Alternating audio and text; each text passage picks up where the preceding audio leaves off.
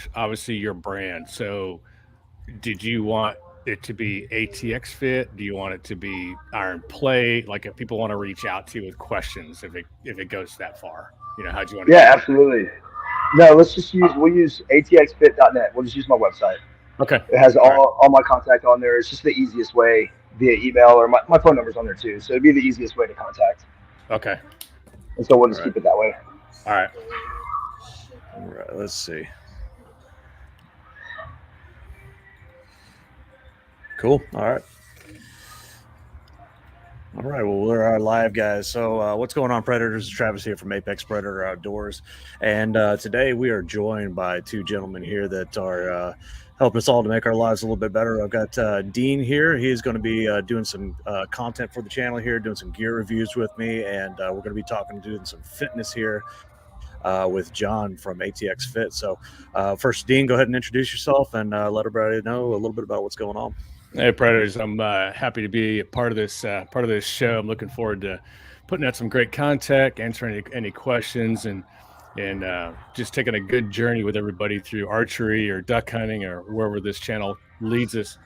It's been fun working with John. He's a great dude. He's a fitness instructor down in Texas, and he's been kind of taking me under his wing and really pushing me towards some more of the fitness programs that us as high altitude or archery hunters need to have in the field. So we wanted to bring him on board, kind of get him involved, answer some questions that a lot of us have that we run across, whether it be with protein, supplements, nutrition, and just get his take on how we need to attack, our fitness as we go through this progress. So I'll turn it over to John. If you let us know a little bit about yourself, how people can contact you if they have any questions, and we'll get to it. Hey, what's up, guys? My name is John. I'm with ATX Fit, atxfit.net. Any questions, need to contact me, just reach out. I've been a trainer for about 15, 16 years now, all in the Austin, Texas area, and it's been my passion. I compete physique bodybuilding shows personally. I've coached people from morbidly obese to D1 level athletes, kind of seen it all. And so when I was approached to kind of work on the fitness and the nutrition in this aspect, I thought it was a real cool world to kind of enter into, because I think this is a lot of what is not talked about when it comes to especially bow hunting. I mean, there's certain nutritional things that need to be talked about, discussed, and training styles that I think can just take your performance, out in the field, just to a next level, just from changing what you're doing and what you're eating from a physical standpoint. And so I'm really excited to be hopping on this journey with y'all. Awesome, man. Well, I appreciate you coming on and going to talk to us. So, I guess to start things off, one of the first things I'll ask a question real quick. So, whenever we're talking about bow hunting specifically, I think one of the things that I find most interesting is that there's a lot of people that they don't realize the muscles that are required to pull back a bow continuously and how to work those muscles and things like that. What are some of your favorite exercises you've seen in the gym to work those muscles specifically? I know working with Dean to be able to be stronger in that aspect. Sure. I mean, and Dino and I have been kind of going over this the last several weeks. I think when it comes to bow hunting, we got to look at first the base, and that's just going to be throughout your core, right? To be able to hold that posture for any length amount of time as you're setting up. And so we've been working on a lot of core specific exercises, and not just cores and the abdominals, but obliques, your lower back, just kind of the total core, so you can brace yourself to be able to hold steady. And then we look at a lot of delt work. So whether it's stabilizing the bow with one delt, or a lot of your rear delt lats, your ROMs, to kind of be able to hold those positions and to be able to hit that big pullback on some of the bigger bows. So we've been doing a lot of ISO work, single arm shoulder stuff, whether it's presses, whether it's rear flies, high rows. We've been doing it in a kneeling or a what you call a split stance position. So now the core's having to work while you're in these positions, targeting the delts. Some rotational work, once again, to strengthen the core. some instability stuff, still going back to core work. But a lot of it has also just been finding just pure strength. We get focused on kind of these smaller movements for the delts, for the back, but just develop overall strength. And with legs as well, because a lot of times you're on big hikes trying to get out to these spots, and so to have the strength in the legs to get out there as well, not just the upper body for the bow. And that's real important. I think one of the things I didn't realize till I started really working with John, and I think all of us are guilty of it, is being real front side dominant. Had no idea until I started working with him how I wouldn't say weak I was posteriorly, but how much more front side dominant. So just really changing your movement, so to speak, when you're working on your real delts and your ROMs. It was huge. It's a vast difference. So just want to throw that out there as you guys are out there working out. We'll do some videos with John and I kind of showing the proper way to do that, how to really target those specific areas for you. I'm as guilty as anybody else out there, not stretching, it's just awful. And so now I'm paying the price for it. So we definitely want to make sure y'all don't make the same mistakes I have. And that's what this channel is going to hopefully help you guys with. And real quick, just to touch on that, I think whenever we train, especially when we're training for something specific like bow hunting, is we do put a lot of main focus on what we think the primary should be, but we get so imbalanced because we just hammer on those specific muscle groups that we negate the opposing muscle groups, which then can cause deviations in posture, form, over tightness in certain areas. Certain muscles become underactive. So we want to create this full symmetry, front, back, and always make sure that we're balanced both ways. So, John, how do you feel? Like I say, I haven't had the fortune of going out there and training with you. I'm a few hours away over here south of Houston, Sure. but one day. Yeah, one day I'll have to come out there with you guys. But one of the things I've been doing is just because a lot of times whenever I'm going, I've got 4 kids here in the house, and I got adopted another one for a minute here. He's coming over to have fun, but being busy and having a lot going on, everything, I don't always have the hour and a half, 2 hours that I like to spend in the gym. So sometimes I'm just trying to hit it real fast, and I just want to get your input on my workout. Was one of the things I love doing is just body weight dips and pull-ups and stuff like that. Do you think those are exercises that are good that will actually kind of help benefit this lifestyle? Yeah, absolutely. I mean, we look at dips. Dips are designed to, our primary, we want to try to make in the pecs, right? Secondary, you're going to get shoulders and tries. So when we go back to look at the stabilization of a bow, a lot of front delts going to be involved there. So you're going to hit a lot of that through those dips, right? And so then we transition into pull-ups, which are going to be more of your opposing muscle groups, right? So this is where you're going to get your back dominant, and depending on kind of grip status on what you're doing with the pull-ups, we can target different parts of the back now, right? So we can pull more to the last. We can get a little rear delt pulled in through there. Going to work on grip strength for sure doing the pull-ups. And so there's definitely going to be some benefits to it. I would just say whether you're a dip, whether you're a pull-up, once again, we just want to make sure we're shifting the primary focus to what those muscle groups need to be. If we're doing a pull-up, then we want to make sure that we're really engaging and driving through those lats and let that be your primary. If we're feeling delts on a pull-up, then we might need to kind of tweak and look at what that pull-up might be looking like, right? So we just make sure that we're engaging properly through where we need to engage. So real quick, a note on the pull-ups: wide grip, narrower grip, or both? Both. So typically the main thing that I want you to think about with the pull-up is you're going to be targeting a little bit different aspects, depending on the grip aspect or the width. But when you're hitting that pull, the main thing that I want you to focus on is just having what I call shoulders sitting down. So just kind of literally just kind of tuck those shoulders back, and then select chest in that, or arching that chest, right? So you're going to eliminate the delt movement in that pull-up. So now it's just going to be all back, whether it's narrow grip, underhand, wide. You switch to an underhand grip, you're going to get a little more bicep work out of it. A pronated grip, overhand grip is going to give you a little more focus on the lats. That's really interesting too. I know, just working this last session with John, keeping that chest towards the ceiling. Like I can pound out pull-ups, not all day long, but could hold my own. But once he changed the way I was doing a pull-up, you literally feel your lats fire way better. And again, it kind of goes back to the fact that I was, shoulder dominant, tri dominant, not lat dominant. And so it's all about form, and really that mind to muscle connection is just huge. It's just huge. Yeah, definitely. So one of the things we're thinking about too is when we're talking about protein intake in the gym. Is there a good schedule you like to have protein before, after, during?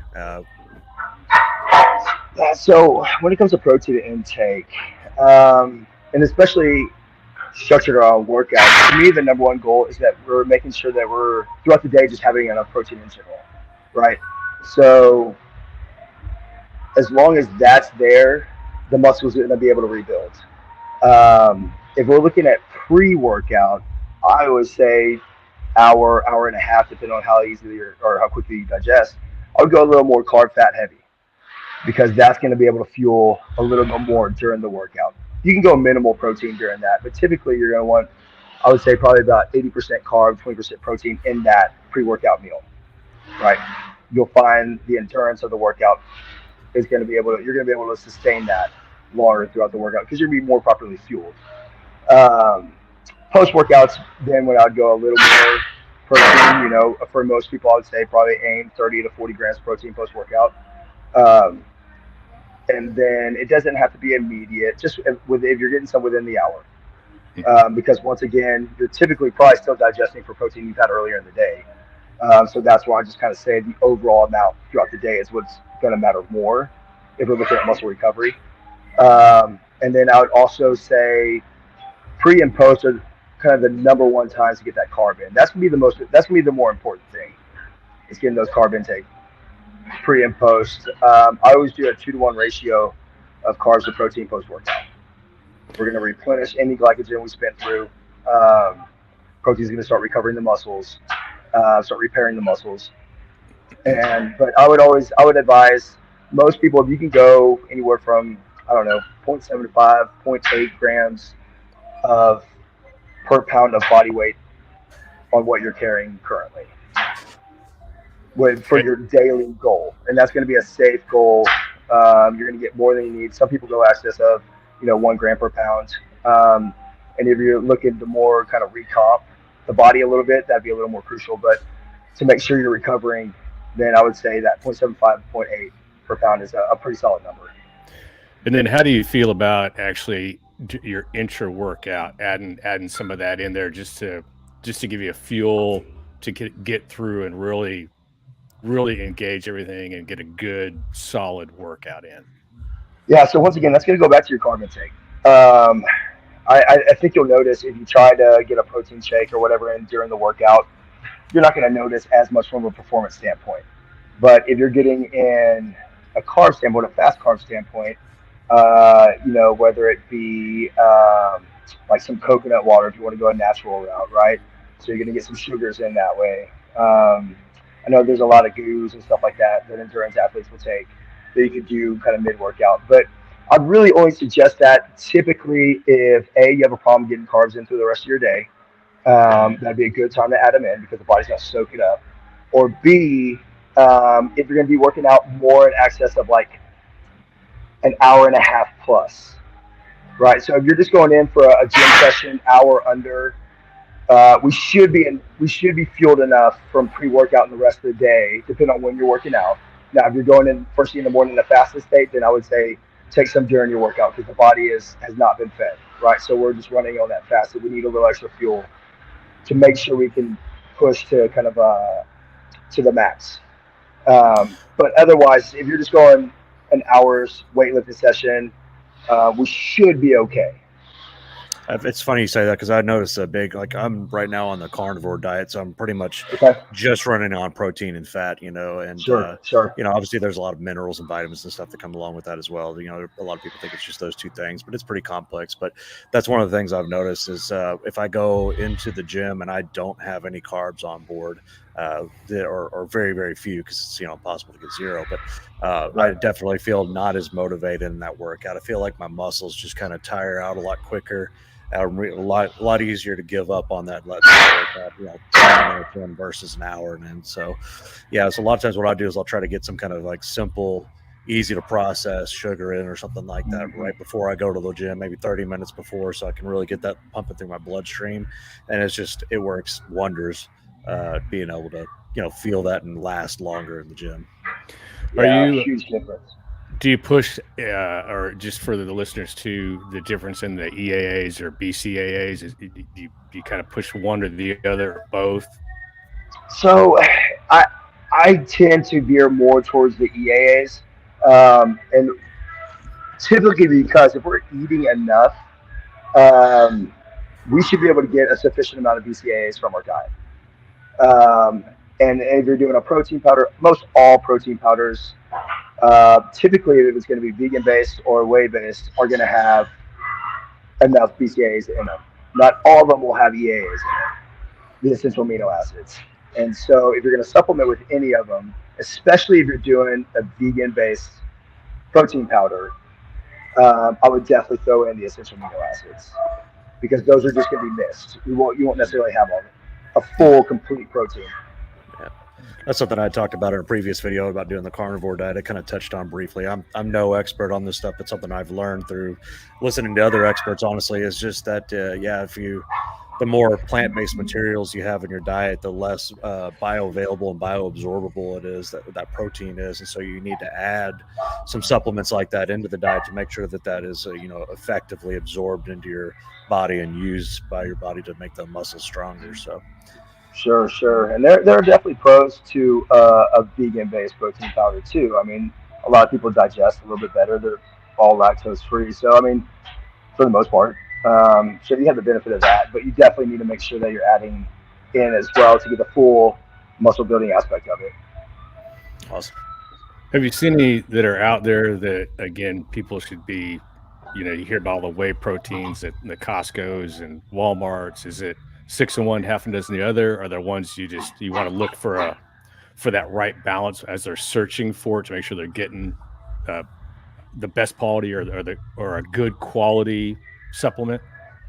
Yeah, so the quality is a tough thing to gauge with supplements, right? Because they're not really regulated, and so I mean anyone can put anything on those labels that they want. When I'm looking for a protein powder, I personally always do a whey isolate. It's going to have a lot of less lactose in it, or some might even be lactose free. I just find that I bloat less with it. It's easier on my stomach to digest. I have less trouble in regards to that. And most of them, according to the label, they'll list the BCAAs, the EAAs in it. Some are complete. Some will have the full spectrum that you need on both of them. So I'd also look for that if you're going a whey standpoint. And then and there's so many others out there. I mean, the first thing I'd say would just be, if you find one that sounds interesting, just research. And then, but I always just kind of stick to the basics when it comes to my protein powders. And I try not to, I might do one shake a day. I try to get the majority of my protein source from food sources, right? Because we know exactly what's going to be in that. Yeah. I think that's important too. I think so many people start relying on that. It's like better living through chemistry. And I'm guilty. My counter's full of all that shit, but again, it's just kind of like, if for the listeners, let's try to not make the same mistakes or lose the money that, that we've all done, and try to whittle it down so they can get at least 2 or 3 good ones, instead of going down that rabbit hole, you always kind of talk about even meal supplements, and, there's so many are out there, like the Kachava is one of them I've heard of. That's, I guess, it's like a meal replacement. It seems like most of those, in my opinion, have a lot of sugar in them, and I'm not sure that's something I want. That road is not one I want to go down. Right. Yeah, I mean, when you look at the meal replacements, this just comes down to just reading labels. So obviously, if it's going to be a meal replacement, we want it to be pretty balanced across all 3 macros: your proteins, your carbs, and your fats. And if it needs to be a meal replacement for, active individuals, and it needs to have some substance to it, it needs to have some calories to it. If we're going to use it kind of literally as replacing a meal. And so then we look at that, then we can kind of take a look at fiber content and sugar content, because there are so many out there. I would take a look to see, do we have a decent amount of fiber per meal? Are we getting at least, maybe let's say 5 grams of fiber per it, to where a lot of the carbs forced in there can be a quality carb. And then sugar content, obviously, we want to try to minimize that as much as possible, especially if it's just going to be a during the day kind of just meal.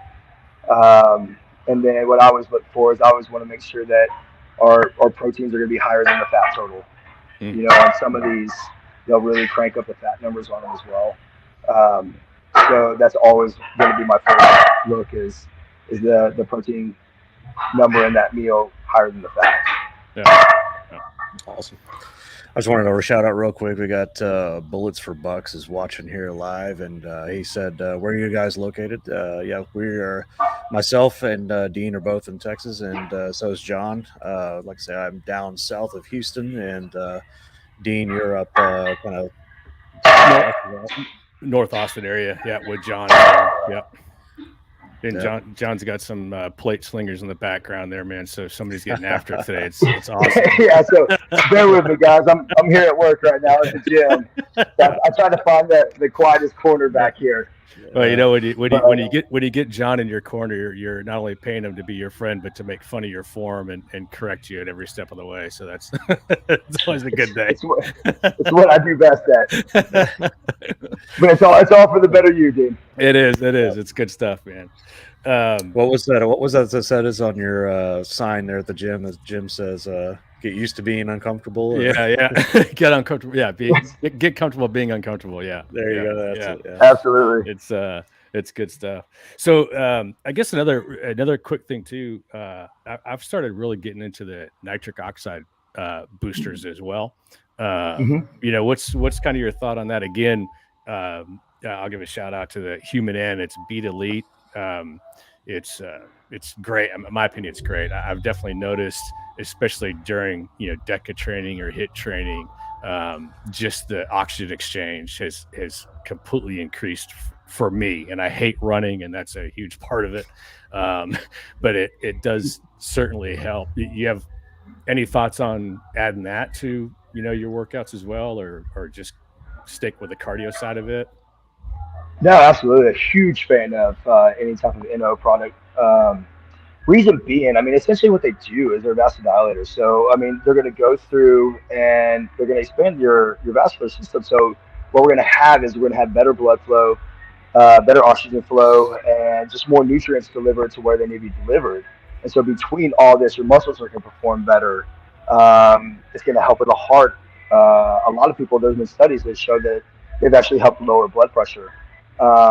Because the circulatory system is just so much better, being slightly widened. So there's massive benefits to it. You can look at you'll have skim-free, and then you'll have your NO products that have caffeine in it. And so that'd be one thing I look into is depending on what time of day you're taking it, depending on kind of your individual health needs too, is just kind of gauge. I typically do a stem-free one, and you get all the benefits from the actual nitric oxide product, just without elevated heart rate and all that. And so whether you're a strength athlete, whether you're an endurance athlete, you're going to see the benefits to it, because we're all going to improve off of that better circulation, right? And when you look at one, I like products that the beetroot extract is huge. It's a big nitrate that can help out. Citrulline is another thing to look for if you're looking through a pre-workout nitric product. That's cool, man. Actually, we got another question from Bullets for Bucks here. He basically asked almost exactly what you're talking about here. He said, what is the best sports nutrition supplement or drink is there for like high country elk hunting? I'm hearing about Mountain Ops drinks, but I'm just curious. And I think he kind of touched on that.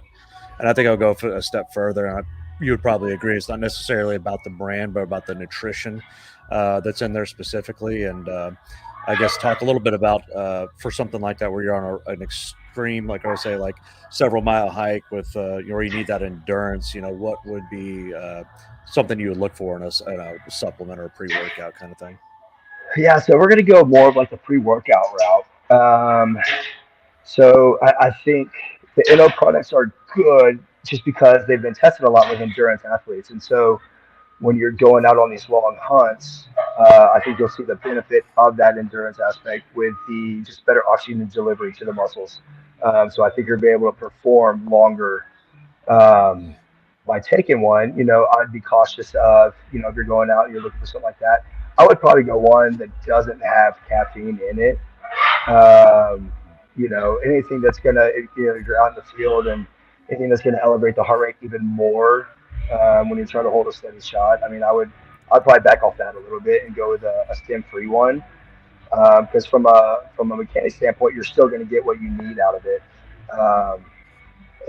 So unless you just need that extra pick-me-up from the caffeine, I don't see it as a huge need for what you're trying to do out in the fields.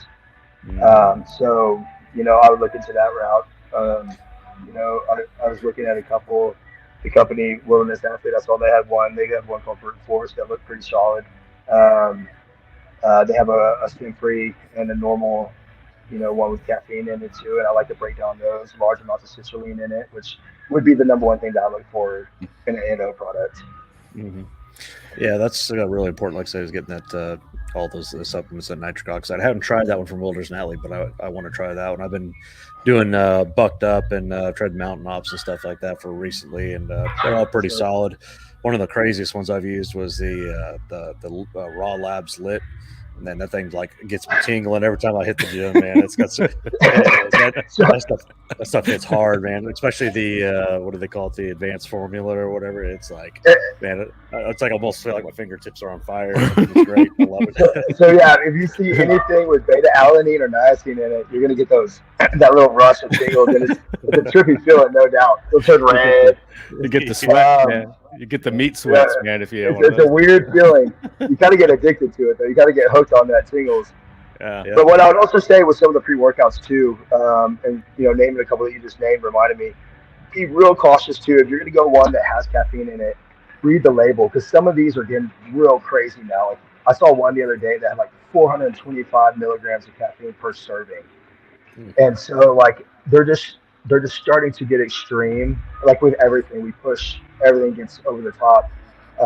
So I would make sure to be cautious of that, because the problem is, if, say you want to do a half scoop of it, right, to bring down your caffeine content. Well, now you're bringing half the content of everything else in it that you actually want, right? Yeah. And so I would advise for most people, depending on your caffeine sensitivity, your blood pressure, if you can find one around like a 200 range, like that's typically about the max that I'll go, because I get caffeine throughout the rest of my day too, so I don't need to be stacking on another 400 milligrams on my pre-workout and just beating at 180 heart rate all day long.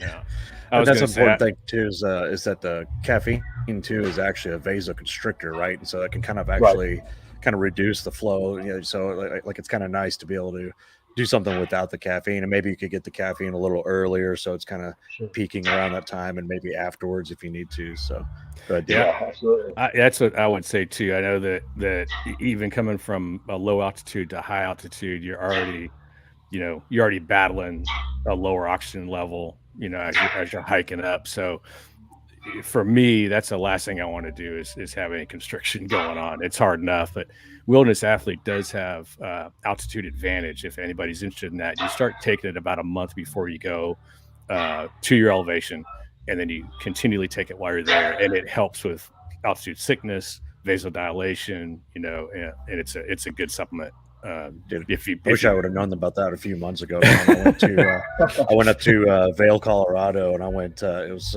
during the off season there, and it's I'm here from like negative 13 feet below sea level, and up there it's like 11,000 feet. We were hiking, and I had to carry a can of oxygen with me, and I was doing the whippets out of a can just to keep going, man. My heart rate, I was watching on my Garmin watch, it was getting up to like 175, 180 beats per minute, and I take a big whippet of that oxygen, it'll drop it down to about 150. I'm like, oh, this is hard, man. Right. Yeah, I think it just keeping hydrated was huge too. John and I kind of talked about that because I'm awful about staying hydrated, and I know that at altitude, that's kind of part of, not along the lines of altitude sickness, is you don't get thirsty either, and so you just kind of keep that in mind, guys. That's why they have those bladders for a reason, and you just drink it even when you're not thirsty. It will help tremendously with your recovery and your activity level. It's very important to do that. And the thing with the hydration aspect too is a lot of times, no matter kind of whether you're an athlete, whether you're hunting like that, we wait until kind of like maybe the day of or while we're there to try to stay hydrated. Start that days before, right? And I mean, if not all the time, I'm huge on making sure our foundational stuff is good, water being one of them. But I would say just if you think you're drinking a lot, even drink even more starting a week out leading to your trip, right? Don't try to leave it to the last minute to try to now get hydrated when we're at that altitude where you're already set back. Yeah. And that will help with your heart and everything else too, right? You start getting dehydrated and shit can go south quick. So everything. Yeah. Right. You got something else there, Josh? Or no, go ahead. Oh, I guess the other thing, I think we sort of touched on it, kind of going back to the workouts. Do you try to gear, your during season, post season, preseason? Are you trying to kind of gear, weight gain versus weight loss versus stamina? Do you have a kind of a system that you take everybody through, John, or is it just you just kind of wing it per person? So a lot of it is per person basis. So like, when we talked about it, and I'm going to use you as an example, when we started talking about training and kind of what your goals were, is we broke it up seasonally, right? So, when you're big into your season, you're gone a lot, you're very active, you're out on the hunts. And so at that point, we want to kind of use that more or less as like a maintenance period. Right. So once again, for you, it's working on a lot of flexibility, your mobility, keeping your core strength strong, right? Because you're always in use, typically hunting. And so whenever you come off season, into what's going to be more of your slower season, that's when we try to really work on the actual strength gains. And I would say for most people who are going to be hunting, I wouldn't put much of the emphasis on your weight per se, your body weight. Just because we're doing something that we're not trying to get all big and bulky and bodybuilding looking, right? That's just not going to be beneficial to what you're doing. So for someone like yourself, what we're going to look for is when we go through the off season is that we're just not we want to track calories mainly just so we're not losing too much weight, right? Yeah. Because I know with you, we have a hard time getting enough calories in. And so that's where we gauge kind of tracking the calories for you. And we kind of set that body weight goal just to make sure we're maintaining where we're at. And then I put more of the progress charted on strength gains, right? So in your off season, what we're doing is we're focusing on bigger lifts, big compound lifts that are going to be functional for the upper body and the lower body. And we're going to work off of progressions for strength off of those, and that's how we're going to gauge progress. And then, we'll gear down. We'll push about 8 weeks, going through 8 to 10 weeks for all the strength, and we want to deload off of that, right? So we don't want to push heavy all the time. The body needs time to recover a little bit. So we'll go through a 2 to 3 week deload, and then we'll work on building back off all the strength that we initially started with, and then we'll gear that into when hunting season comes around again. Then we maintenance back off again.